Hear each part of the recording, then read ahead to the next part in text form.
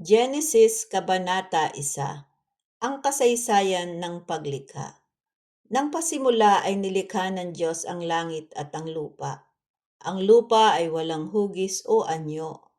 Dilim ang bumabalot sa kalaliman at kumikilos ang Espiritu ng Diyos sa ibabaw ng tubig. Sinabi ng Diyos, magkaroon ng liwanag, at nagkaroon nga. Nasiyahan ang Diyos nang ito'y mamasdan.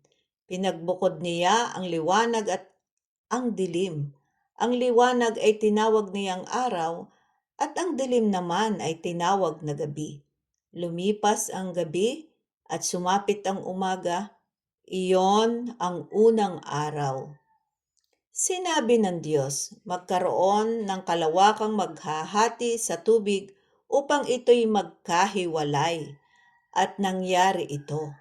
Ginawa ng Diyos na pumagitan ang kalawakan sa tubig na nasa itaas at sa tubig na nasa ibaba. Langit ang itinawag niya sa kalawakan.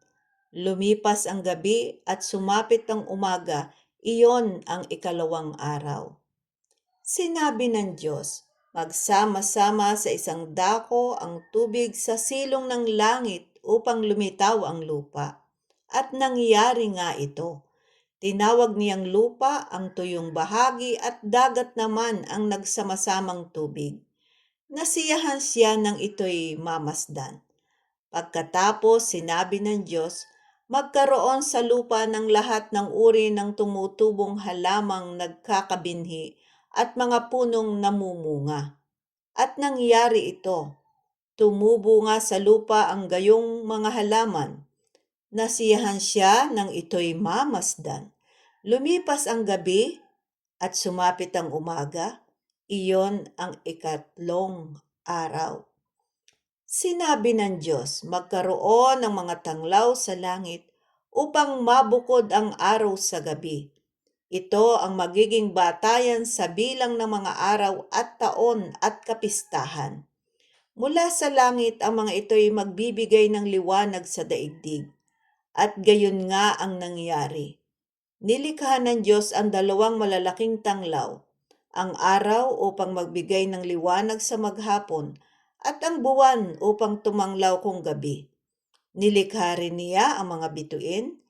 Inilagay niya sa langit ang mga tanglaw na ito upang magbigay ng liwanag sa daigdig.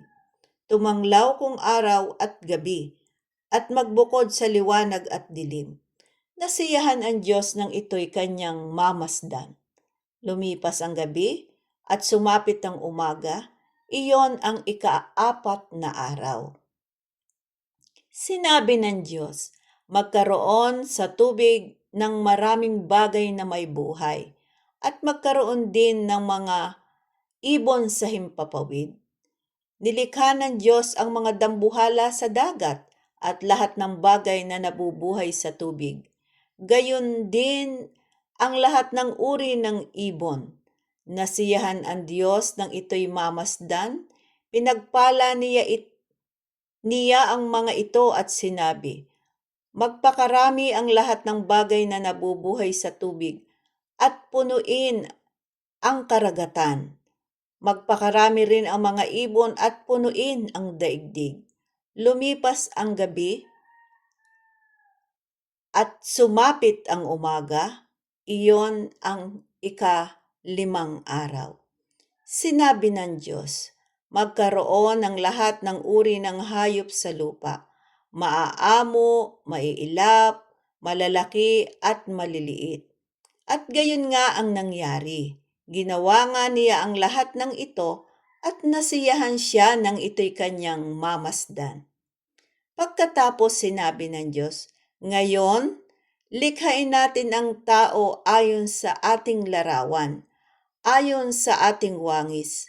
Sila ang mamamahala sa mga isda, sa mga ibon sa himpapawid, at sa lahat ng hayop maging maamo o mailap, malaki o maliit. Nilalang nga ng Diyos ang tao ayon sa kanyang larawan.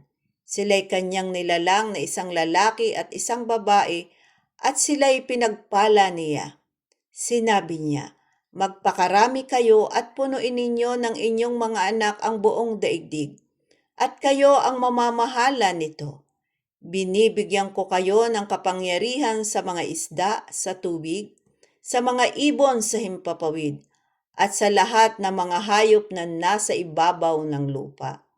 Ibinibigay ko rin sa inyo ang lahat ng uri ng halamang nagkakabinhi at mga bungang kahoy bilang pagkain ninyo.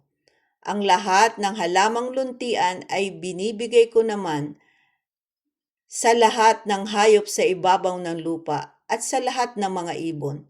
At ito nga ang nangyari. Pinagmasdan ng Diyos ang lahat niyang ginawa at lubos siyang nasiyahan. Lumipas ang gabi, sumapit ang umaga. Iyon ang ika-anim na araw.